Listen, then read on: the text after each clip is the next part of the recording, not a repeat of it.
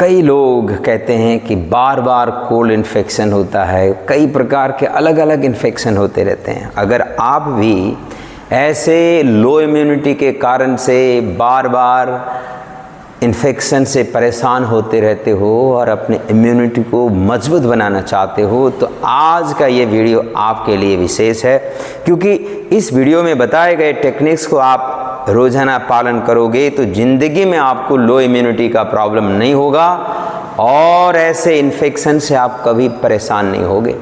आपको ऐसे फीवर से लेकर के, लूज मोशन से लेकर के, वोमिटिंग से लेकर के, नाक बहने के प्रॉब्लम से लेकर के, कोल्ड कफ से रिलेटेड या कई बार ये एडेनॉइड बढ़ने के प्रॉब्लम्स होते हैं, ये सारे के सारे पूरी तरह से गायब हो जाएंगे। नमस्कार, मैं योग गुरु मोहन कार्की। अगर अभी तक आपने मोहन योगा स्कूल के इस चैनल को सब्सक्राइब नहीं किया है तो सब्सक्राइब जरूर करिएगा। मैं पिछले 20 साल से ज़्यादा समय के अनुभव के आधार पर टेस्टेड प्रैक्टिस कराने जा रहा हूँ। आइए शुरू करते हैं। सबसे पहले आपको सूर्य नमस्कार करना है। मैं आपको एक सेट करके दिखाऊंगा। आपको कम से कम 10 सेट से लेकर 20 सेट्स तक इस अभ्यास को करना है। ऐसे करेंगे। आइए दोनों पैरों को ऐसे मिला कर रखें, दोनों हाथ को हार्ट सेंटर पर रखें, सहज होकर लंबी श्वास भरें, पूरी श्वास को खाली करें और श्वास भरते हुए दोनों हाथ को ऊपर ले जाएंगे। मूल बंद के साथ बैक मसल्स टाइट रखते हुए शरीर को स्ट्रेच करें, ऊपर ले जाएंगे जितना जा सके। ये कोई कंपटीशन नहीं है, पर्सनल बेस्ट रेजिस्टेंस के साथ। फिर श्वास छोड़ते हुए धीरे से आगे चले जाएं। दोनों हाथ से अपने पैरों को पकड़ लें। अब जहाँ तक पहुँच पाते हो, अगर इतना भी आपसे बन पाए तो बहुत अच्छा है। कई लोग तो इतना ही कर पाते हैं, तो अगर आपसे बन पाए तो और नीचे जाइए, और नीचे जाइए, और नीचे। ऐसे अपना सिर को अपने सीनबोन पर टिका सकते हैं। फिर श्वास भरते हुए सिर को ऊपर उठाएं, पैरों को मोड़ लें और बाएं पैर को पीछे ले जाएं। लेफ्ट लेग को पीछे ले जाकर आगे ऊपर की ओर देखेंगे और फिर श्वास छोड़ते हुए दूसरी पैर को पीछे ले जाकर एड़ी जमीन पर लगाएं, पर्वतासन। श्वास को रोक कर घुटनों को चेस्ट और चिन, छाती, ठोड़ी जमीन पर लगाएंगे। फिर श्वास भरते हुए आगे से ऊपर उठेंगे। श्वास छोड़ते हुए फिर पर्वतासन। फिर श्वास भरते हुए लेफ्ट लेग को आगे ले जाएंगे और श्वास छोड़ते हुए दोनों पैर आगे, श्वास भरते हुए ऊपर और श्वास छोड़ते हुए वापस। इसको एक बार और दिखाता हूँ। श्वास भरते हुए ऊपर चले जाएंगे, फिर श्वास छोड़ते हुए आगे। इसको तो आप लर्न करिए और इसको कम से कम 10 सेट, 10 दाएं 10 बाएं, मतलब 20 राउंड कर लीजिए। फिर श्वास छोड़ते हुए पीछे चले जाएंगे और श्वास भरते हुए दाएं पैर को आगे ले जाएं, बाएं पैर को आगे ले आएं और इस तरह से ये पूरी तरह से एक राइट साइड से एक लेफ्ट साइड से ये पूरा हो गया। तो इस अभ्यास को आपको करना है और इसको यहाँ पॉज करके आप कम से कम 10 सेट पूरा कर लीजिए। उसके बाद क्या करेंगे, आप आराम से ऐसे पीठ के बल पर लेट जाइए। दोनों पैरों को मोड़ लें, दोनों हाथ को सिर के दोनों साइड में रखेंगे। ये चक्रासन का अभ्यास पूरे शरीर पर ज़बरदस्त ताकत ले आने वाला है और बिगिनर्स अगर पूरा नहीं कर पाते हैं तो बिगिनर्स के लिए मॉडिफाई कर देता हूँ। ऐसे कमर को ऊपर उठाइए। इतना भी कर लोगे तो बहुत ही अच्छा काम होने वाला है और इससे भी आपका कंफर्ट लेवल और ज़्यादा है तो सिर के ऊपर वाले भाग को ज़मीन पर रख सकते हो। ये दूसरा स्टेज है। इतना कर लीजिए, आपके पूरे सिस्टम को एक्टिवेट करते हुए स्ट्रेंथन करेगा। इम्यून सिस्टम को बढ़ाने के लिए शरीर के कोशिकाओं को मजबूत बनाना पड़ता है, ये मजबूती ये दे देगा। फिर अगर इससे भी ज़्यादा कर पाते हो तो ऐसे ऊपर उठना है और यहाँ 20 से 30 सेकंड तक आपको रुकना है लंबी लंबी श्वास के साथ अच्छी तरह से।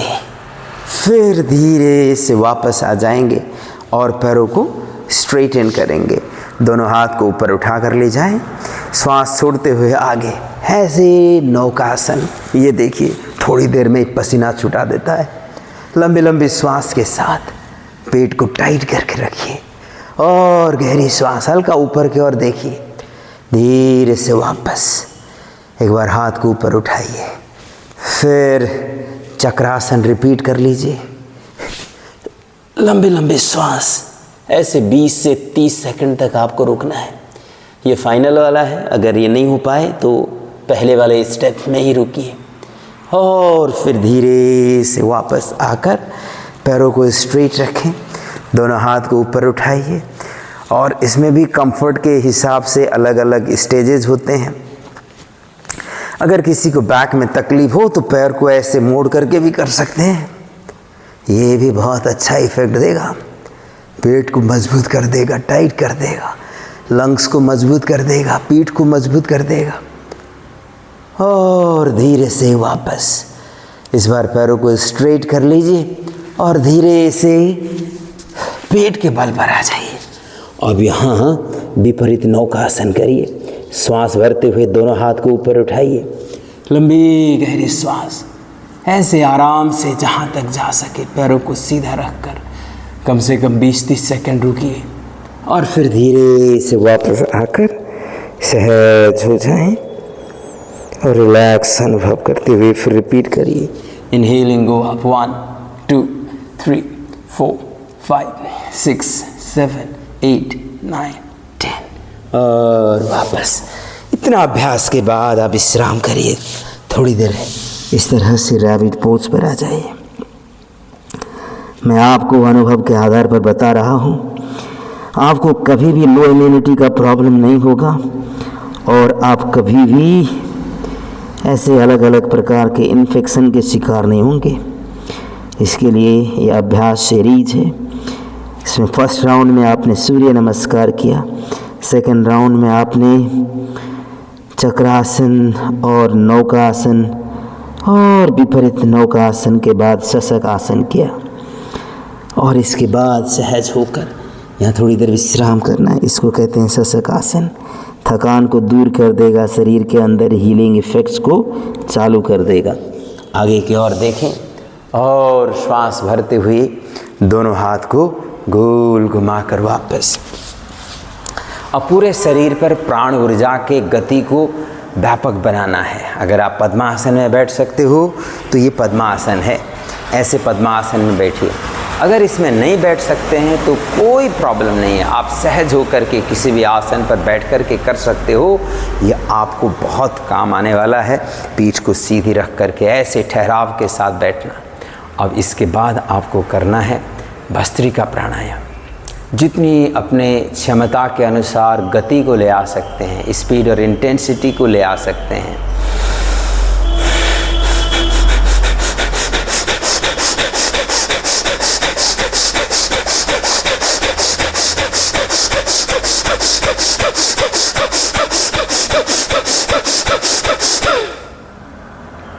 इस तरह से जितनी ज़्यादा एक स्ट्रेच में 2 मिनट, 4 मिनट, 5 मिनट, 7 मिनट जितना कर पाएँ, तो इस तरह से इंटेंसिटी के साथ अभ्यास के बाद जब आपको लगने लगे कि इससे ज़्यादा बात नहीं बनेगी तो आप विश्राम करिएगा, थोड़ी देर सहज हो जाइए।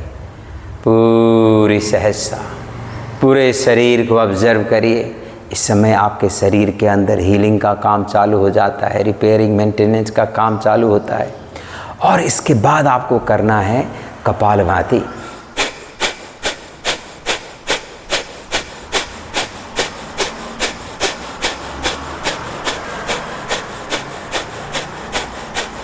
देखिए, जब भी श्वास खाली करते हैं पेट अंदर चला जाए,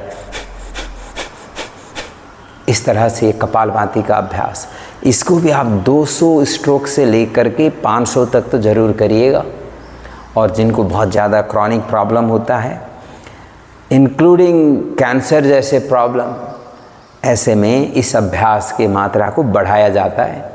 200 से बढ़ा करके 2000, 3000, 5000 स्ट्रोक तक ले जाया जाता है, लेकिन अंडर सुपरविज़न करना पड़ता है, क्योंकि कई बार जब आप ज़्यादा करते हो आपके शरीर उसको झेल नहीं पाती है, तो उसको रिलैक्स करके नॉर्मल करना भी ज़रूरी होता है, इसीलिए सुपरविज़न में ही करना पड़ेगा। और इसके बाद फिर नेक्स्ट अभ्यास आपको करना है, पूरी तरह से श्वास को खाली करने के बाद अग्निसार क्रिया। आपके शरीर के अंदर के अग्नि को ऐसे मजबूत बना देंगे कि शरीर के अंदर किसी भी प्रकार के बैक्टीरिया, वायरस जा कर के सर्वाइव ना कर सके।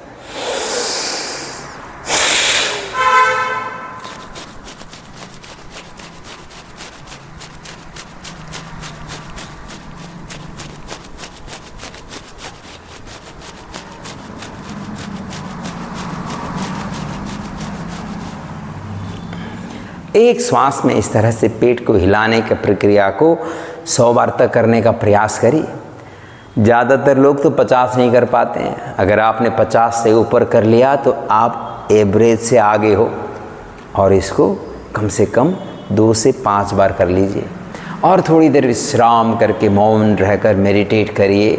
ऑटो सजेशन के साथ पूरे शरीर को शिथिल, स्थिर, शांत और स्वस्थ होने का अनुभव करिए। ऐसे बंद आँखों से मंद श्वास के साथ जागृत चेतना के साथ इस सूर्य ऊर्जा को अनुभव करते हुए संपूर्ण शरीर पर ट्रांसफॉर्मेशन को अनुभव करिए। थोड़ी देर इस तरह से ध्यान करते रहिए। और आपको 2-3 चीज़ें ध्यान रखना है प्रिकॉशंस के तौर पर। मान लीजिए आपको एक तो ये करना है कि कम से कम 7 घंटे ज़रूर सोइए। अगर नींद 7 घंटे नहीं आती है तो क्या करेंगे कि रात का भोजन जो है, डिनर है, इसको थोड़ा प्रीपोन करिए, जल्दी करिए, हल्का करिए। और सोने से पहले 1 चम्मच अश्वगंधा पाउडर को 1 कप दूध में डाल करके, गुनगुने दूध में डाल करके पी लीजिए और सो जाइए। इससे आपका जो रिलैक्सेशन इफेक्ट मिलता है ये ज़बरदस्त है।